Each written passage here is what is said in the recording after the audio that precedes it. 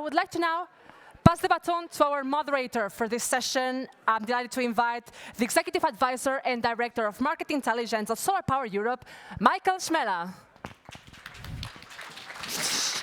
Thanks, Anna. Okay, so let's see how fast we can run actually to get citizens and building ready for solar. And I would like to invite to the session my co-runners in this race. And the first one is Tack O'Brien, who's Deputy Head of Unit Consumers from DG Ener. Tack. We have with us Bernd Vogel, CEO, Climate and Energy Fund from Austria. Bernd. We have with us Jaume Lofredo, who is the Energy Team Leader at Bouygues. We have with us Timo Franz, Head of Project Business Europe at Astronergy, so a producer.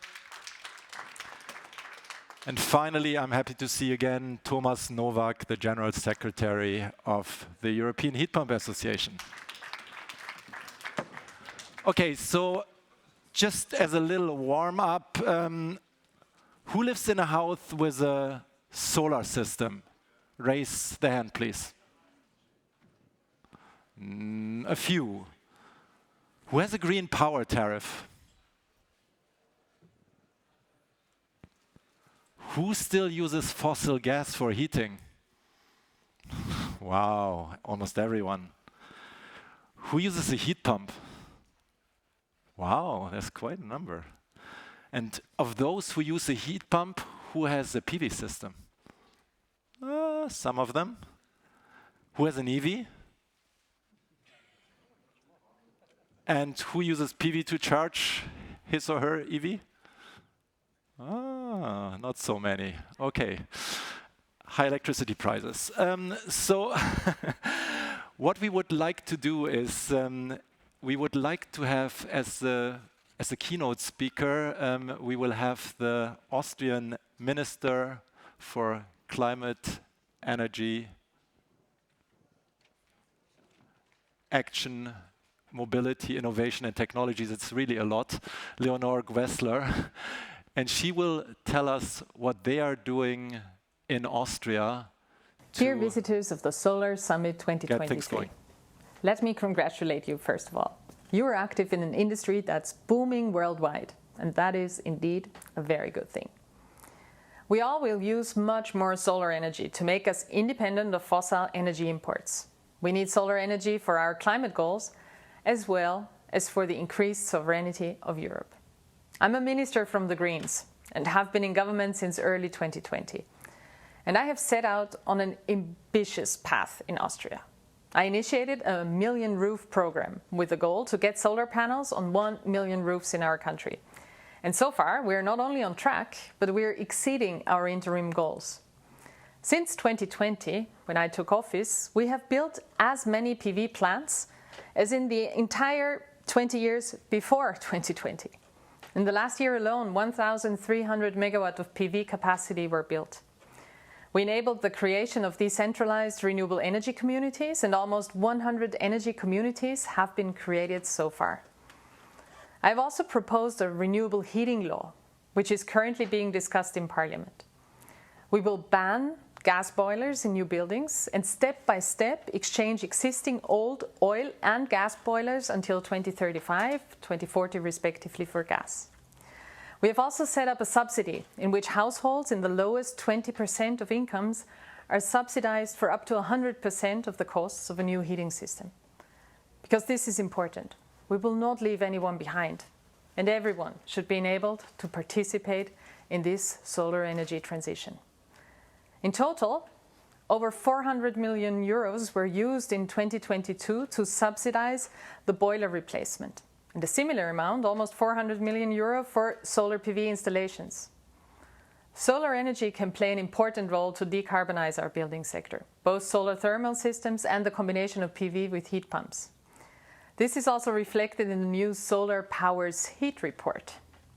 Solar energy not only is a sustainable form of energy, it also helps families to reduce their energy bills and be less affected by the next price hike. This is the path we're going, enabling households to invest in solar-powered electrified heat. The transition is right there, and together we can revolutionize our energy systems. Because one thing is clear, the gas crisis is not over yet, and the climate crisis has just started. So let's accelerate and fully embrace the potential of solar in this transition, both for decarbonizing electricity and the heating sector. Thank you for your commitment, and I wish you all a constructive and stimulating conference. Okay, I think that was, you won't hear us, but I think that was pretty impressive, and Minister Grässle mentioned already the report which we're launching today. Actually, it will be for download tomorrow, and I would just before we start the discussion quickly summarize it. And this is what it is about, because in the end, when we look at the solar universe, it's much more about solar. We heard it also from Fatih Birol. It's about heat pumps, it's about EVs, it's really about electrification of energy needs. And that's what we did. So we basically looked at how households could be electrified, also the heat part, and just let's quickly go through the results. Fatih Birol already showed that, but I think it's still impressive, and it's actually pretty nice to see how both solar and heat pumps fared last year, because the growth rates were almost similar. So it was both over 40%, and both were record installations.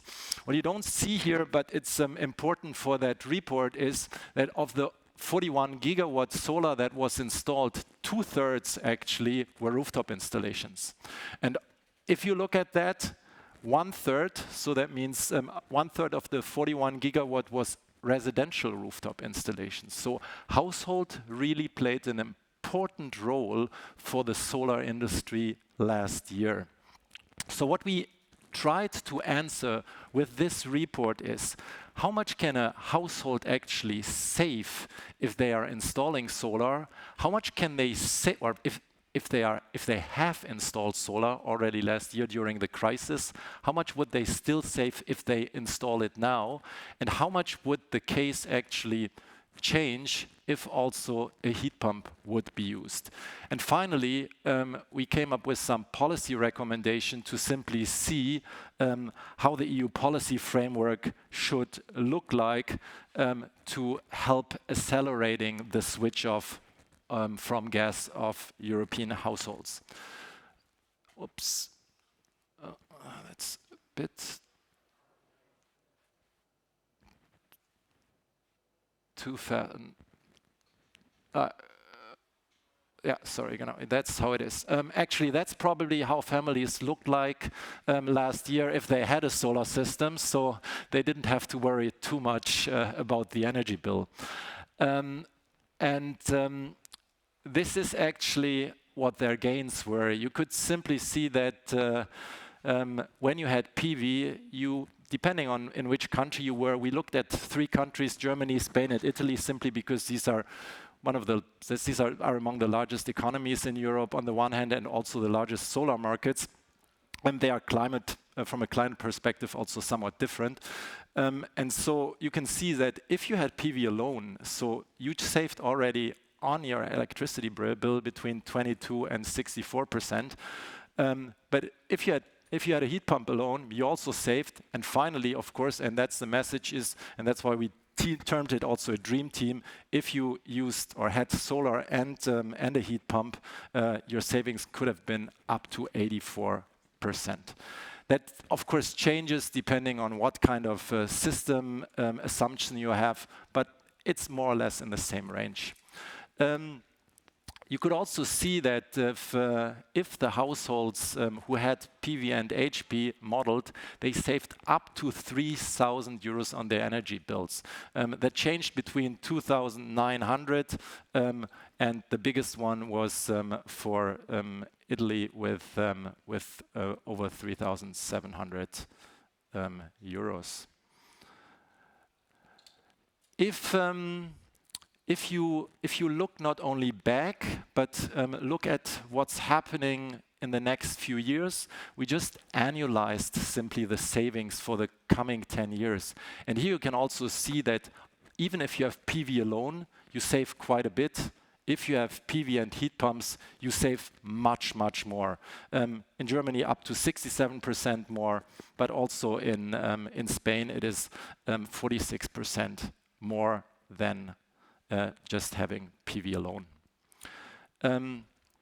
And this is also true for any gas and electricity price scenario, because what we did is also we looked at different scenarios, assuming that the new normal is basically a somewhat elevated scenario, anticipating that under most likely conditions we won't get as cheap as we were before.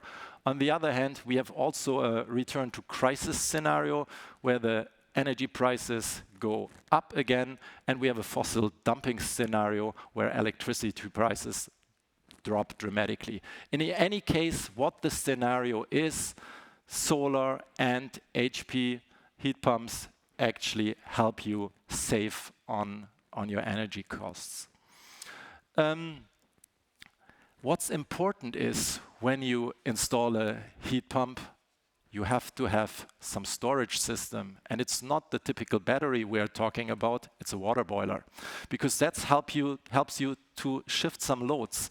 And that's actually a critical point that's sometimes not really correctly dimensioned and might actually also cause some trouble. So one has to really also look into that when we talk about electrification of power. In any case, what you also see, and this water boiler is important to explain that, is how much PV can help you over the entire year to basically increase self-consumption for your heating power needs. And we modeled that for different climate conditions or weather conditions, and you can simply see in Germany, obviously, it's the lowest, where you will have a little bit more than a third of your energy covered by solar in an average weather year, but it can be actually two-thirds, almost two-thirds in Spain. But even in a warm winter, and I think that's where we're heading to, okay, today is probably an exceptional day where it's still snowing in March, but in general, I think the winter was pretty warm. And here you can simply see that even in Germany, you're close to 50% with the solar coverage of your heat pump needs. And we've assumed actually for this modeling very modest solar systems. For Germany, I think we have 8 kilowatt, and for Spain and Italy, they were 7 kilowatts. So they were not too big. Huh? And this is probably the people how they looked like when they didn't have solar and heat pumps and would have liked to have some. The problem is we've already learned about that because everybody has said skills is the big topic, that these people might have to wait, unfortunately, somewhat longer. And they might have also another issue, because if you decide to invest in a solar or a heat pump system now, you not only have to wait probably somewhat longer, it can be more than a year, you also have to pay much more. Prices for solar system and heat pump installations have increased. We have an inflationary environment, interest rates have gotten up, and you can simply see, depending on how the pricing environment is, that the payback time can be up to 30 years. And that's not very attractive. And for that reason, we've come up also with some policy recommendations, simply also framing what a couple of member states are already doing. I think we learned just from the Polish minister that you get up to 90%, if I remember correctly, for heat pumps in Poland. Germany, you get 40%. In Italy, I think the rooftop solar sector was only thriving so much because they had the super bonus. So I think it is a time for, although solar costs have decreased in general over time, at the moment is also the times for incentive schemes to accelerate the transition. And since interest rates are at the moment high, and we would like to also include not only the rich households, but also those middle class or low income households, it would be also advisable to have some low interest loans, because those can decrease the paybacks quite a bit. We also ask simply to end CAPEX and OPEX support for residential gas use, and what would help a lot, I think Germany is the front runner here, is to have a carbon price floor also on the heat and the transport sector. And I think that's probably being covered, or that's well covered actually at the moment in the Market Design Directive. We ask for collective self-consumption really being promoted, because that's also important, because most people don't live in single households, but in apartment buildings. And finally, I'm coming also once again, because I think that's the final and most important thing, is we have to fix that skills issue. Because at the moment, the main reason why electricity or why installation prices have gotten up is the shortage of installers. They simply can charge almost anything they want in order to get the systems installed.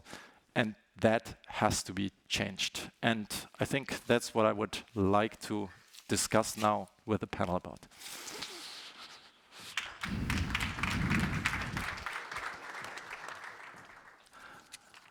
Okay, maybe let's start with an intro. So we learned, everyone has said that the last year was, I don't know, a fundamental change for the solar sector and also for the heat pump sector. I think beginning of 2022, so before the invasion started, I think the world looked different for solar. We were growing, but it was a completely different path. So when you look back, actually, so what were the biggest surprises for you? So everyone, very brief, 2 minutes, maybe. Thomas, you want to start? Yeah, thank you, Michael. As you say, it was an outstanding year. Nobody had expected the growth, or actually people had planned for that growth, but then came all these supply security issues and it became really difficult. I did a call with our members in the beginning of 2022 and they said we would like to do 40%, but we don't think it's possible. In the end, they thought that with supply security at that time, we also had a transport ship in the Suez Channel, so nothing happened really in terms of providing components from China. It was really difficult, so they said we cannot do that. We'll probably end up with 20%. The end of 2022 saw an outstanding, and we count slightly different numbers than you. So we are arriving at 38% plus. You look only at the European Union countries, it's even better. So that's an interesting news. But that was the biggest surprise. Everybody has worked. We have been calling for an all hands on deck. I can say that 2022 was characterized by all hands on deck in favor of heat pumps, and I guess that it will be beneficial to sell these two products, photovoltaic and heat, together to boost that even more. Okay. Timo, what has changed for you as an installer? You're on the ground. Yeah, as a producer.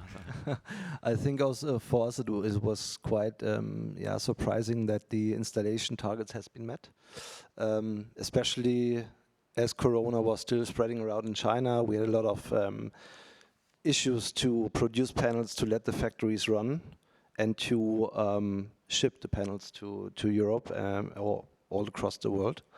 So therefore, this was, I think, for us as a manufacturer, the most surprising last year. Okay, John?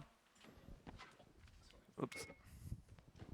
No, honestly, I have to say that I'm not that surprised. And the reason is simple, because what we've been calling for, in our advocacy activities, towards the European Commission, but also our members, towards the member states, is awareness-raising campaigns. So making consumers aware of the benefits that they can achieve by installing solar panels, by switching to a heat pump. And the work they've done here is great. Quantifying the benefits for consumers of again, solar panels and heat pumps. The problem is that outside of this building, there's tens, hundreds of millions of consumers who are not aware that they can save money if they switch to a heat pump or a solar panel. So the crisis pushed us to pushed policymakers and pushed the industry to communicate about these benefits more than they were doing it in the past. So to our perspective, if consumers are aware of the benefits, they will switch. If they are not, they will not. And what was done over the past year was making consumers aware. And for this reason, actually, I don't think that it's that surprising that the sector boomed. Okay, Bernd? As you know, when you come to Vienna, you can drink very good wine. And when you go into a bar nowadays, people are talking about power still, yeah, but not about the power of cars, about the power of their PV installations. So it's very interesting that men are talking now about power of PV installation. And this is driven by electric cars and heat pumps, of course. And because of the situation, that's clear. And of course, we have good subsidies in Austria and targets that are really hard to get, yeah. So, but the most thing is that people believe in their own doing now. They don't wait what is happening. They want to do something by themselves. And this is what you can do. You can buy a PV panel, you can buy PV panels, you can buy an electric car, you can buy a heat pump. And so you have a lot of discussions on that, yeah. And everywhere you go in Austria, you will find these discussions. And if you want, you can talk with the people about this. Tak, I think you should have been most surprised because you also, as a commission, were changing a lot. Indeed, I mean, but actually, that's not what surprised me most. I mean, and I feel a year ago I was in Austria for when the invasion happened. I was in Austria when the invasion happened, and so it's interesting that you put the thing. But that's still not what surprised me most. But I did experience people the day after everything happened, sitting on a ski lift, speaking in. It was a Bavarian dialect, not an Austrian one, but talking exactly about the relative amount of solar panels they had on their roof, and that's just from gas. But what surprised me most was not that I heard that in Austria, but what surprised me most, I heard people in Ireland asking me about solar panels. I don't know if many of you visited Ireland, but sunshine is not what you associate it with. And actually it made sense. That was very interesting. I think a really good development. And that's a positive surprise. I think a slightly negative surprise, and it's a policy surprise, again, predictable maybe, was when we saw just how much money, properly, was spent on short-term reactions to this crisis. The absolute volumes of money that was pumped into the system to address real affordability concerns, to address real concerns about the economic viability of companies. And it showed in one way that we are able to act and get money out when we need to. So is that a positive surprise? Yes, but it's not a good surprise that we ended up doing it in a way that wasn't delivering systemic change. Now, we made at the margins differences there, but I think that brings us to, we were trying to take that on board with some of the changes we are envisaging for the electricity market design, which the Commission should adopt next week. And so that's a mixed message. And I'll give a very bad surprise. I'm surprised in a bad way about myself. We put in a new gas boiler. Why? Well, with that price of gas and with a 20-year-old boiler we've been planning to change for God knows how long, I looked at the things and said this will pay itself off fairly quickly. I looked at doing the necessary renovations for putting in a heat pump and solar panels and how long it would take. And frankly, the gas boiler nearly pays itself off in the time it will take to get done. And that's okay. We're still looking at making the renovations. It's going to happen. But we put in a new boiler. We put in a new gas boiler, which has 30% more efficiency than the old one. And I think that goes to the second one. You say, well, how have we got our policies in line? And I'm somebody who knew about this. So surprised at myself, surprised at the system. So we can react, and I think one of the things we have to do now is take the positive impetus and the willingness to see that we might have to spend money, but to use it and channel it in ways that achieves our strategic objectives and not just our tactical ones. Thomas, you want to address that? Because I think, Bernd. I have a question. Was it about the information? Did you get the right information, what you can do, changing your system? Yeah? Because we have the situation in Vienna, for example, especially in flats, yeah, that it's very hard to get the right information and to have real solutions for the multifamily houses, yeah. So sometimes it's frustrating for the people because they have to invest in a new gas boiler, but they want to have a heat pump system. Yeah.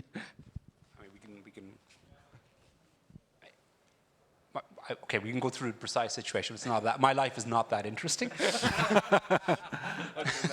But insofar as it says something more. But yes, it was the whole process from start to finish. When you say, okay, so what do we have to do? You need to put in a new boiler. You want to put in a heat pump.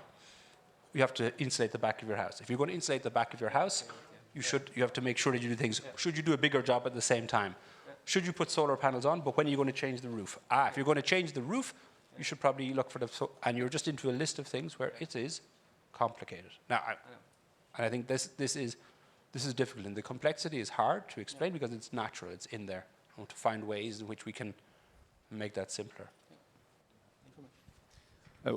I have heard many of these stories, right, as you can imagine, and there is always buildings that are not fit for heat pumps, and there is always good reasons. What surprises me about your statement is that you say the gas boiler pays off. That, you know, so if it's reduced in the end to a cost argument, then that should make us all very much alarmed, because assuming that you work for the Commission, you're not in the lowest percentile of income, and so you're looking at it from this income perspective, and we need to convince many more people that are in a much worse condition than I guess anybody in this room, and that I would call the true challenge. If you have a life to live and you struggle in making ends meet, probably the last thing you want is to go through the process that you have just described, you know, and one thing comes to another and it gets more and more and more complicated. So one thing that we have suggested, and I hope that we will find it eventually in all the legislation, is these one-stop shops that help end users to decide and to get support in deciding and to get support in understanding how financing could work, maybe even get new business models introduced into the market, so that in the end we have affordable clean energy. And that's another thing. I think at the moment we are too often leaving the decision making on the end user's back. So you decide, do I want a new kitchen, or do I want to have a nice holiday, or do I want to have a more energy efficient house? And since oil and gas, at least by tradition, have been cheaper, it was always a cost discussion. You know, I decide where I put my money, but it should actually be the legislator's humble role to say, we make the cleanest solution also the most cost-effective, the most economically attractive. Hence, we are also cooperating in a campaign called Heat Right, the right for clean and affordable heating. I think that's something that should be established across Europe. So I think that's absolutely correct.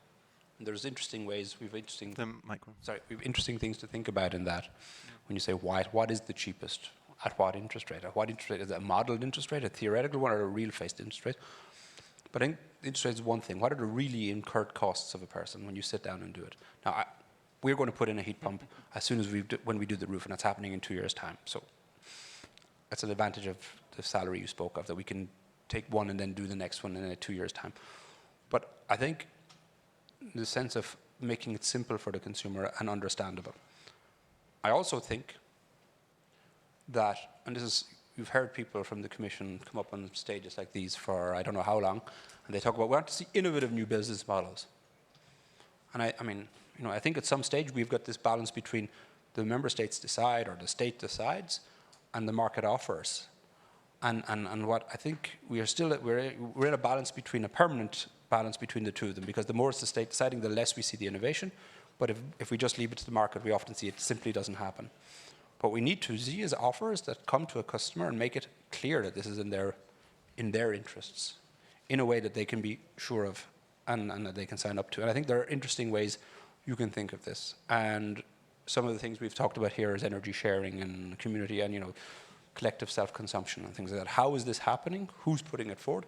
Is it a voluntaristic kind of a thing like a citizens' energy community? Is it a commercial proposition that somebody puts forward? I think there's room for both. Is it solar? And this is something where you can come in. And this is where you can really think about what are the consumer protections we need if somebody's offering this to them, and how we have to think about it. If they're not customers in the sense of buying electricity, but if they are now investing in it, how do we think about customer protection in this world? How can we give them the confidence to see that they're signing up to something that is about collecting solar energy, or putting in a heat pump to go with that? to be sure. I think there's a lot of space. I also would hesitate to say we talked about skills here and understanding. You should have heard my plumber talk about putting in a heat pump. Don't know still. No, I don't. No. I want to put in this. No. Put in this gas. Sorry. Absolutely. I mean, if you this is what you would hear. Let's go maybe one step back. So I think let's talk about how we can get that going. It's about the tools. I think the potential is huge as we see. Okay, I think the Polish minister said, I think I found that interesting, that there's so much, almost a pressure to put some PV on the roof because there are so many. But if you go through the streets of Brussels and many other cities, actually there's not so many solar systems, especially with all these apartment buildings. So how can we do that? And I think there's two ways. I think energy sharing or collective self-consumption is one topic. I think it's also a legislative topic at the moment. I think maybe Tech, you can shine some light actually how the status is at the moment in the discussion, because there was just another leak and I'm missing the meeting to tell you. So, if you'd waited half an hour with the meeting, then I could have gone to both of them and told you where we stand, but no, you've missed your chance.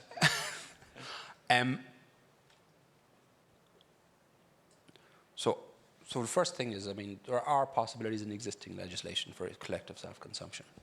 The minister mentioned specifically the citizens' energy communities. I think she said there was 100. There was 100 in Austria. I have to hear my echo. There's 100 in Austria, is what she said. I think this is a real building block to which we can go on, but it's only one part of it.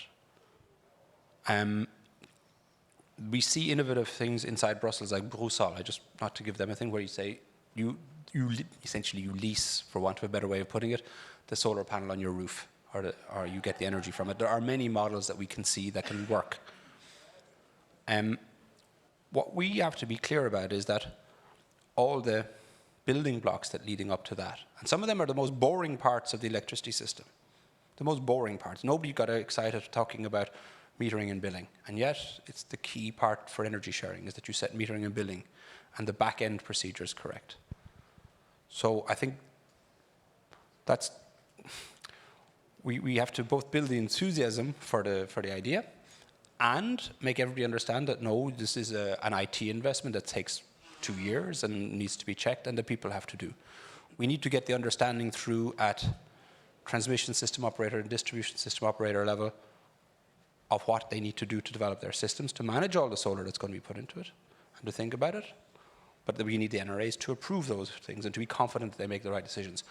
I think the legislation is always just one part. It's the enabling framework, but it really requires heavy work from industry, from you guys, not just from me. And I think that's really important. Well, then I have a quick comment on that one, because I really think it's the obligation of the policymaker to give a clear guidance. And we have had it too long in Brussels that there was technology neutrality and the market was supposed to solve everything. And so now we are all surprised that people are buying electric vehicles and people are buying heat pumps and people are becoming prosumers that produce electricity, God beware. And all of a sudden the grids are not good enough. This is a result of technology neutrality, of decades of technology neutrality. We don't decide, we let the market decide, but the market is slow in this context. And hence I find it really important and very good and applaudable that the Commission and the President is now taking a different perspective and indicates and highlights and singles out technologies that we know will deliver immediately. And I think that is, once that is done, then the industry will also adjust their investments and will adjust that, then the installers will adjust their training.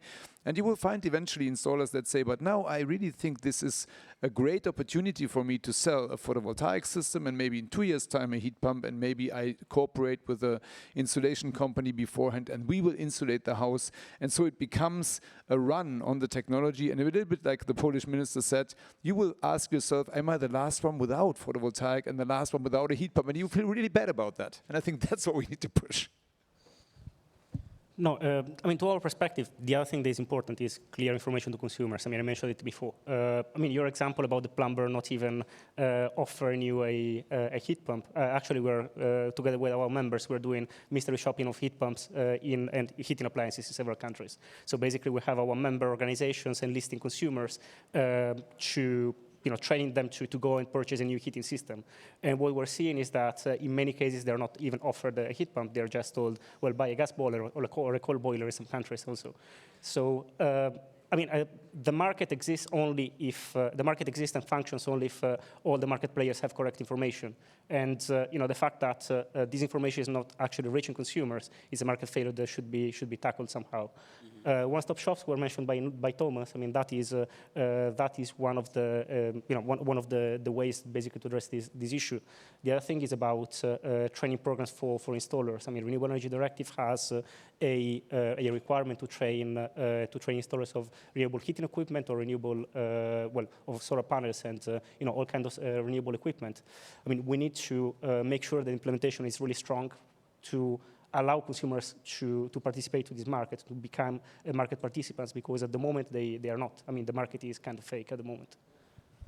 Yeah, I think it's also not only a part of training EPCs, it's also training larger companies who own large portfolios of buildings. So I think looking at the buildings, for instance, here also in Brussels, it is important to understand how much the roofs fit also for a solar system, how much roof refurbishment is maybe required to put a solar system on the roofs. We, from a manufacturer point of view, are heavily contacted from companies who own a big portfolio of buildings, considering roof refurbishments and putting solar on this, and are very interested to get trainings from us on our products, on our safety regulations in terms of fire protection, and what we as a manufacturer can offer them, so that they can, on the one hand, provide their buildings which they have under operation already with solar, plus their new buildings they will build over the next couple of years. I just wanted to come back on one thing I think is very important. Those 2 points. First of all, it's really good to hear that companies are coming saying, what can you do for us with portfolios? And we've always hoped that the public sector would be a leader in that, but maybe there's other people who couldn't do it. If it's somebody else, even better. You raised the point of tech neutrality. I think we just want to, sometimes tech neutrality is being a big protective issue for solar, for PVs, for renewables, where, for example, in relation to capacity mechanisms, it has been pushed as being something to stop it just from being just, hey, let's go for the simple gas CCGT solutions. But at the same time, tech neutrality shouldn't be, it's not meant to be a religion that forces you to ignore your strategic objectives. You should achieve your strategic objectives in the ways that make the most sense. And if that involves, and I think it's very clear that we can see that in terms of our push for heat pumps even at the moment, push for renewables in general, that our strategic objectives can be associated with particular technologies. It's the technology is delivering an objective, not that, and that's what we have to do, and it's where you're delivering the objectives for clean, cheap energy for consumers, and operations that do that, and do it at least cost. I think that's what's become clear during this crisis is this is what can deliver our strategic objectives at least cost. But it took us a while to get there, right? I agree. I mean, we had the climate change long before, and then these technologies were the right ones. And it took a crisis to conclude eventually that, okay, now we will give it a real push. And on top, actually, I think we still have now the topic of mandatory solar, which might actually push things even further. This is not about tech neutrality here. So I think that's a clear mandate to do something. So where do we stand here actually, and what does it take also from you Jaume? Because I think this concerns, of course, at the moment it's commercial buildings, but at some point it will be also residential buildings, and the question is, how can we make sure that it's also socially just? I mean, to our perspective, the real question is, why shouldn't new buildings have a solar panel on top? So at the end of the day, I mean, it's you can design a building so that the roof has the right orientation, so that it can have a solar panel on top of on its top and run efficiently and produce electricity efficiently. So to our perspective, the mandate on new buildings, it's a no-brainer. The question is about existing buildings. It's about buildings that are, I don't know, located in the shadow, for example, or where the orientation of the roof is already different. So there, I mean, we need to be slightly. We need to pay attention to what we put into legislation. But I mean, for new buildings, to our perspective, it's a no-brainer. Actually, the question is, why are we waiting until 2029? Why is not, are we not proposing to have it as of today? Great. Bernd, I think in Vienna a lot has happened. I think on new buildings, it's not a question of economy, because that's economically feasible if you install PV. And we have this application in Vienna for new buildings. Of course, it's a discussion to make it for existing buildings, because then you have the discussion, is it really economically feasible when you install PV on this house? Yeah. So we have a lot of discussions on that. But I want to underline what Thomas said. We need clarity on technologies, yeah? Because you have some technologies you will need when you want to change to renewable energy. Yeah? And first of all, we have solar and wind. And then there is long nothing. Yeah?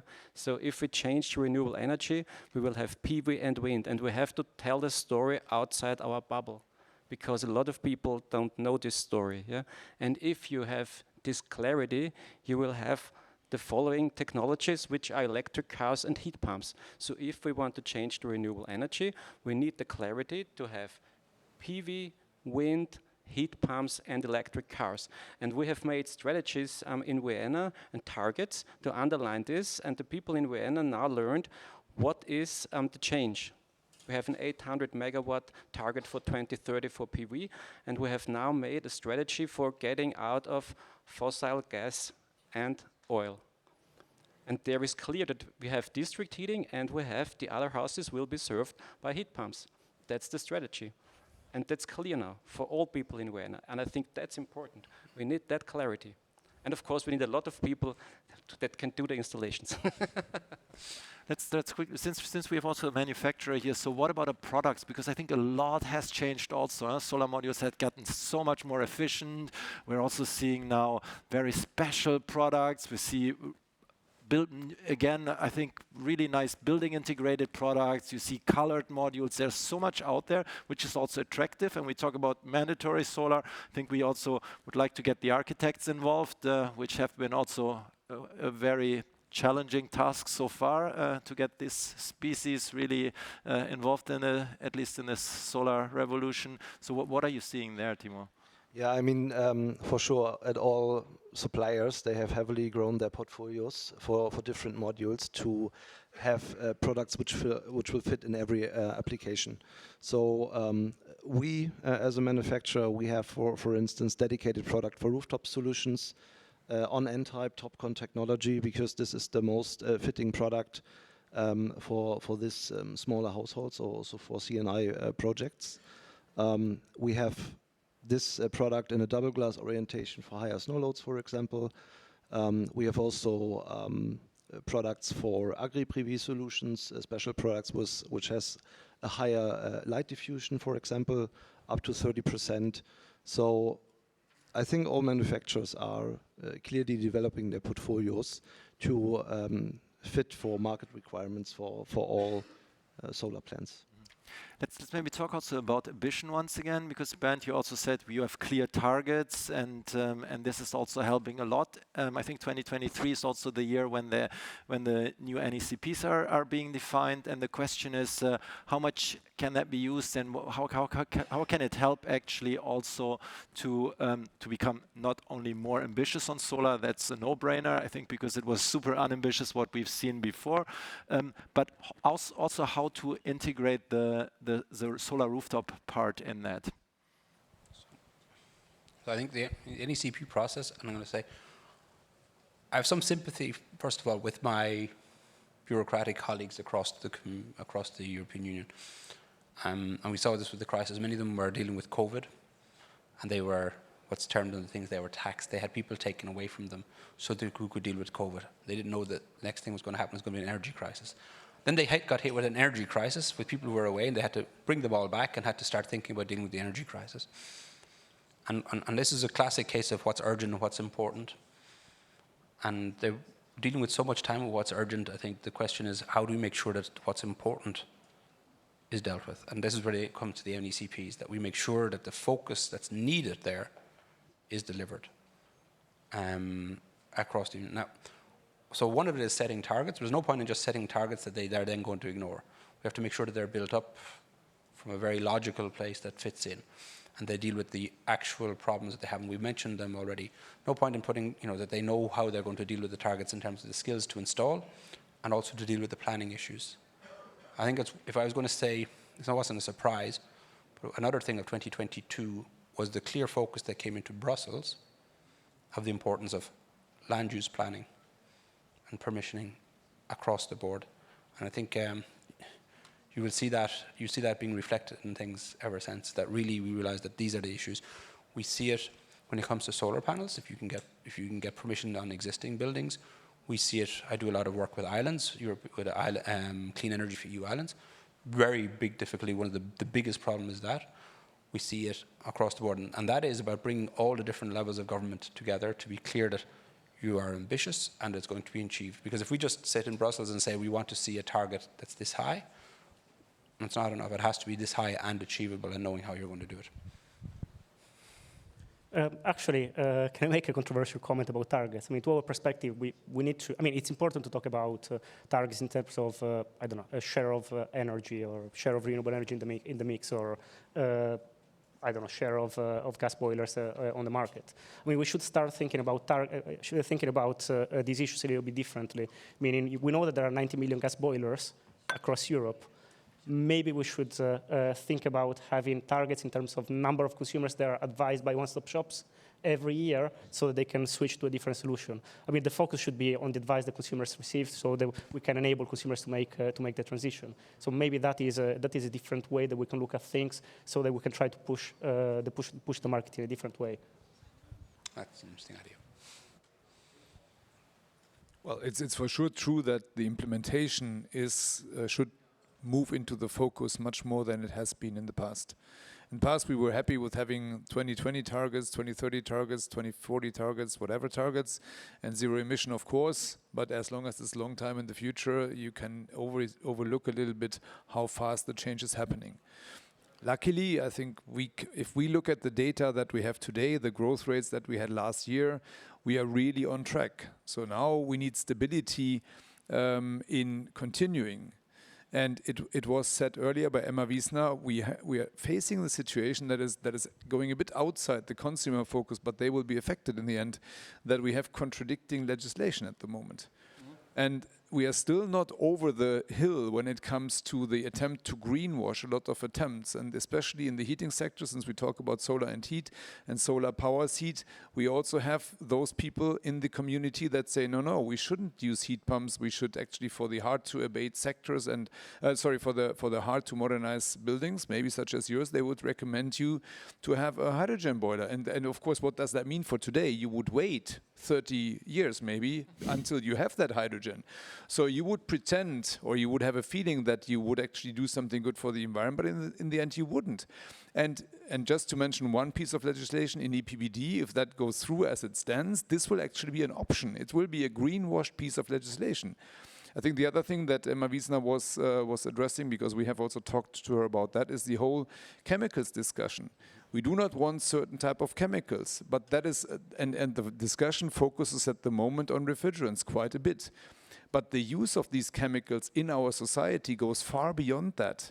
So in the end, what we are triggering here, and I hope that we are not quickly thinking that we solve the situation by finding a solution for F-gas or for PFAS, and then ignore that actually these type of substances affect the way we live.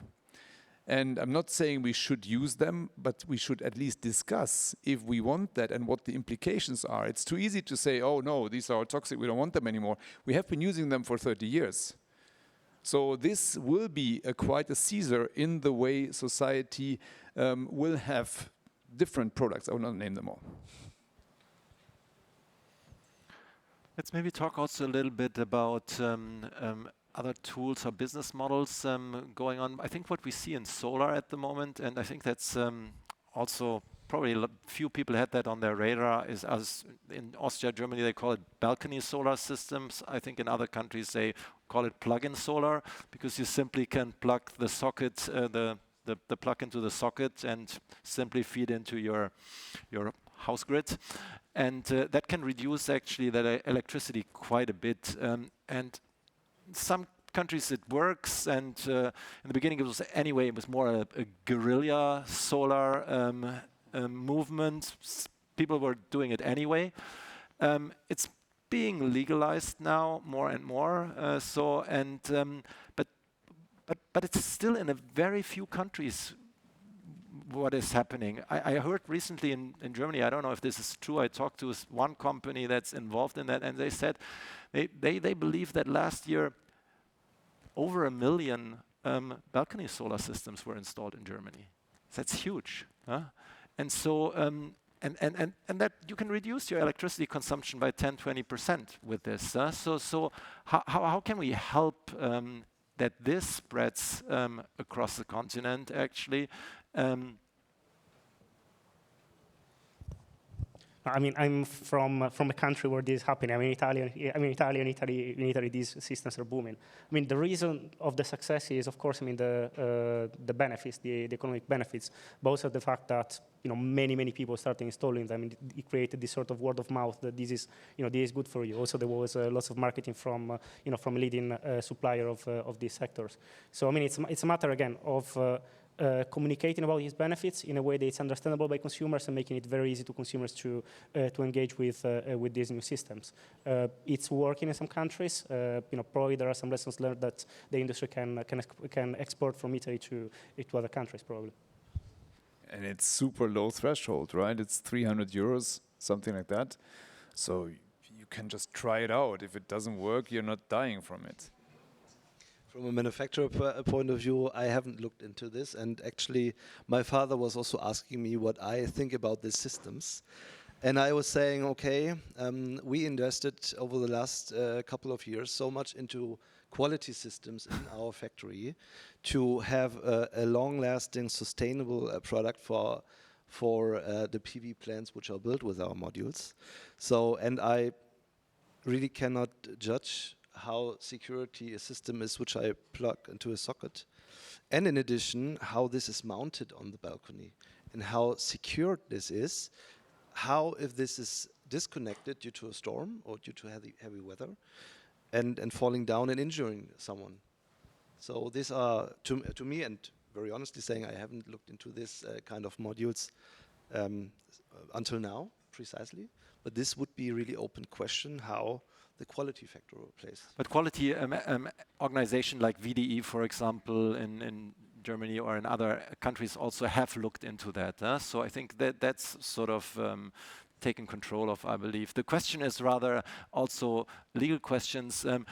Are you entitled to do that? What happens if your landlord doesn't want that? If your neighbor doesn't want that? So I think, and there's so much potential actually, because as you said, Thomas, the threshold is so low. I don't know what's happening in Vienna with such plug-in systems, because they can help actually consumers quite a bit, right?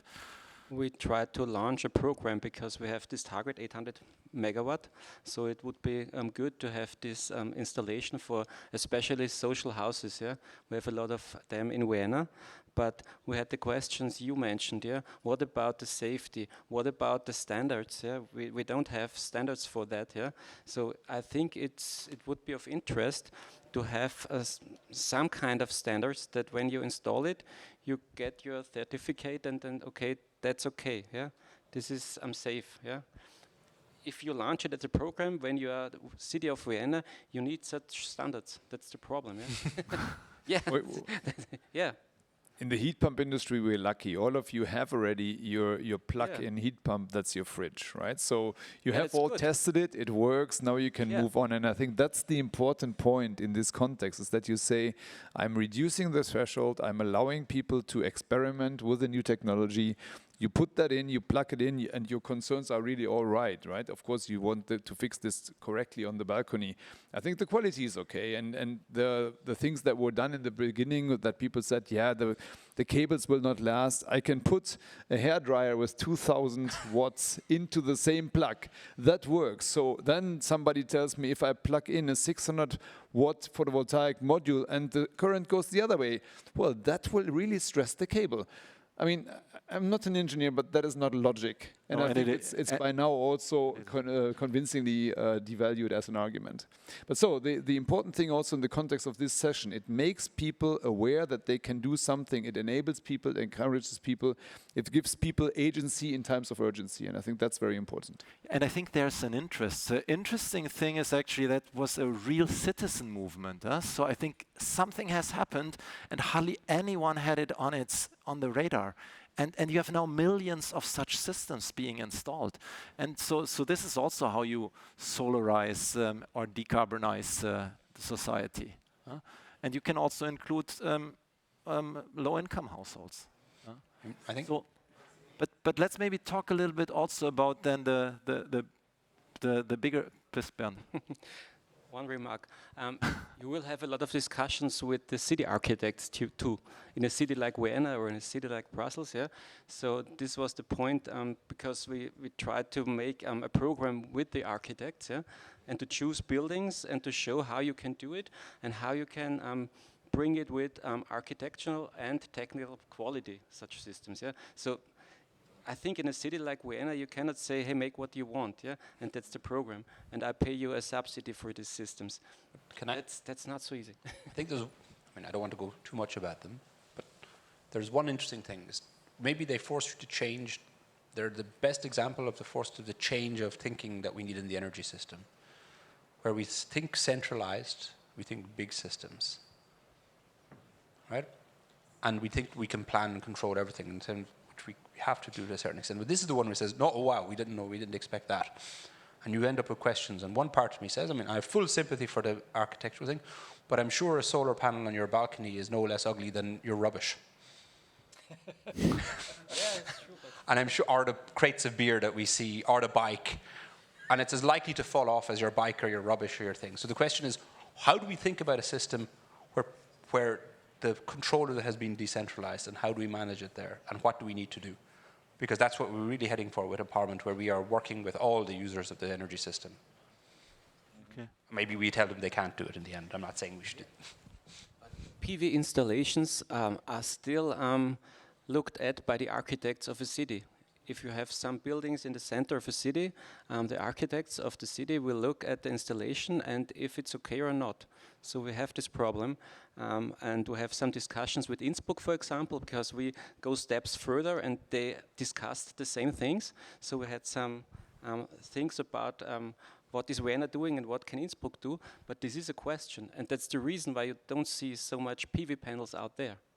But it is a viable argument. It shouldn't be a showstopper. That's the point that I think also Todd was making. Because if you look at cities, you find so many ugly buildings. So you can go back to the architects and say, hey, your own group allowed that. So now you want to talk about photovoltaics. I don't want to joke too much about it, but I really think the discussion needs to take place. And then it shouldn't be a showstopper that an architect says, but that's ugly. Yeah, in Vienna we have different architects responsible for some areas. So maybe it can happen that you have to install a red one and a blue one here and a black one here. I don't know, yeah? So we have talked about standards with the architects as energy department, yeah? And we have some solutions for the people to say, okay, if you do this, this is okay. If you put it in the middle, if you put it in black color and so on, yeah? And that helps, yeah? Because you cannot change the system in one day. But maybe this will change the system in 3 or 2 years. But in cities, you will have the architects. I would just briefly, once again, touch the topic of incentives or subsidies, whatever you want to call it. I think because what we're seeing is that in those countries where, especially when it's PV and heat pumps are concerned, and you're talking then about 10,000s of euros, actually, it helps quite a bit. So in Germany, we still have 40%. In Italy, you have the super bonus. It's a tax incentive. Spain, you have some local subsidies. Poland, we had, as the minister said, you get almost 90% for a heat pump. So, how should it go? Because I think at some point, of course, there was this tendency where we said, okay, for solar, we don't need subsidies anymore. So it pays on its own. World has changed, we live in an inflationary environment, but how should the sectors deal with the topic of subsidies? I mean, it's a question that seems simple, but it's actually like the answer is very long. I think that the main thing for from the consumer perspective is once you have an incentive legislation, not to change it all the time. Because what we saw in several countries was that where there was regulatory instability, consumers were less willing to shift to heat pumps or to install solar panels. So I mean that is the most important thing, I would say. Second point is we still lack implementation of some legislation. For example, remuneration rate for feeding electricity into the grid are still very low in several countries. We have our Dutch member that checked tariffs by suppliers in the Dutch market, and half of the companies that are on the Dutch market are giving consumers less than 50% of the wholesale price when they feed electricity into the grid, and you have two offers that give consumers 7% of the wholesale price. So implementation of EU legislation, it's important to make it worthwhile for consumers to invest in solar panels. And the other point is about energy sharing, about peer-to-peer energy trading. It's about collective self-consumption. There are lots of instruments in legislation that have not yet implemented that will make it more worthwhile for consumers to engage, to purchase a solar panel. And of course, subsidies will still be important, especially for low-income people. But higher income people need less support. So, what would be important is to understand who needs financing, possibly through green loans, and who needs subsidies.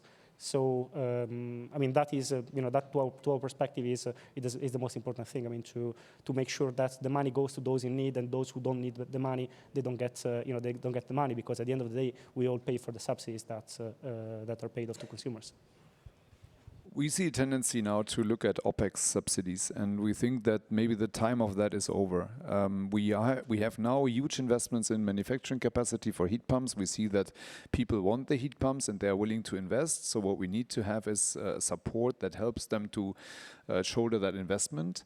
What is missing at the moment is the second part of the equation, the whole OPEX side. So when I'm running my system and I still need electricity, am I paying more than I would have had to pay before when I had a gas boiler? And that needs to change, and that's something that really needs to be addressed. The Energy Taxation Directive gives the proper precautions, but it's not implemented. And here, if we discuss low electricity tariffs for European industry, we should likewise discuss low electricity tariffs for the users of clean heating technology in order to make that work. And then the last point, we have not enough installers. That has been repeated, I think, overly over the days. So the important point, if governments want to do something, do not invest, do not subsidize the investment, subsidize those people that will invest it, maybe by free training classes, maybe by giving an additional bonus for the first, the fifth, the 10th heat pump that somebody installs, maybe even give a super bonus if you install heat pumps and photovoltaic altogether. But we need more creative solutions for that, instead of just saying, okay, you invest this amount of money, I give you 30%. Okay, maybe to finalize everyone in one sentence, so what's the key hurdle on our sprint to solarize buildings and citizens? Tak, you might want to start. On complexity. We're juggling multiple balls. There's so many things that you're doing, and there's so many things we've talked about today, and each one of them is important. That's the hardest things, that we don't get sidetracked down some part of that. We keep the focus on exactly where we're going and address the things, even though it's highly complex. It's like the energy system. It's a complex system. Okay. And Bernd? We have so much demand, so we need panels and installers. No? I would say lack of advice. Picking up on what Tag said, what consumers need is more advice, and one-stop shop should be rolled out as soon as possible so the consumers receive the right advice. Okay, thanks. Timo? I would fully agree to you. We need panels, we need installers, but we also need inverters. So I think all across the value chain, we need all components available, plus the installers. And I think at the current point in time, this at least what I'm hearing, is that EPC resources are very, very low at this moment. And this is, I think, the most important. Thomas? This will all be a huge investment, and I do think that we have to activate end users, and to my experience, end users are best activated to invest in these solutions if it makes economic sense. So I come back to making clean and sustainable heat the most affordable solution, taxation, subsidies, etc. You mentioned that. Okay, I think that was a nice final word. Thanks to everyone, and we give the baton back to Anna. And thank you very much, Michael, and thank you very much to all the speakers for having joined us in this session. Well, we're about to have our first coffee break and opportunities to be net today. But before that, I would like to make a short announcement because, as you all were aware, today is International Women's Day. It is, of course, a bit unfortunate the fact that we had just had no female speaker on stage. This is a result of a last-minute cancellation. But Solar Power Europe, on behalf of Solar Power Europe, we always strive to have gender diversity in all of our discussions.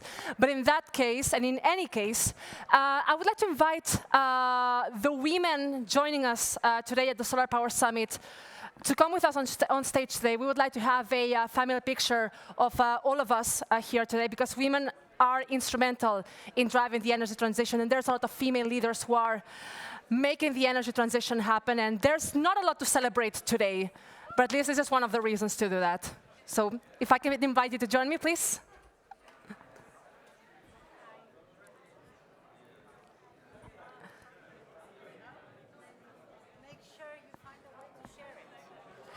I'm sure we will. Yeah, I think it's definitely going to be published. We missed, yeah. I think there are